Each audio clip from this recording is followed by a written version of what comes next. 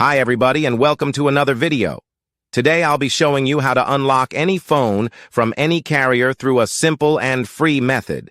Follow my exact steps from this video, and after that you will have a phone that will work with any SIM card from any carrier in the world. Before we begin, I'd like to mention a small disclaimer. The tool I'm about to show you is 100% legal, safe, and free.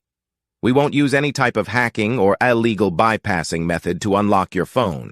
Moreover, the phone will not suffer any harm or damage in any way. This tool will also help you get your phone unlocked, regardless of whether it's currently under an active contract with your service provider. With that said, let's start. So grab your phone and insert an unsupported SIM card. That means a SIM card from a carrier other than your original one. After powering up your phone, you'll receive a message asking for an unlock code. Once you enter the code, your phone will be fully unlocked and ready to use with any carrier. I will show you how to obtain this unlock code, absolutely free. And if you have a carrier app installed on your phone, unlocking it will be even easier. You won't need an unlock code. Instead, you'll simply wait for a message in the carrier app indicating that your phone has been unlocked. Here's the best part.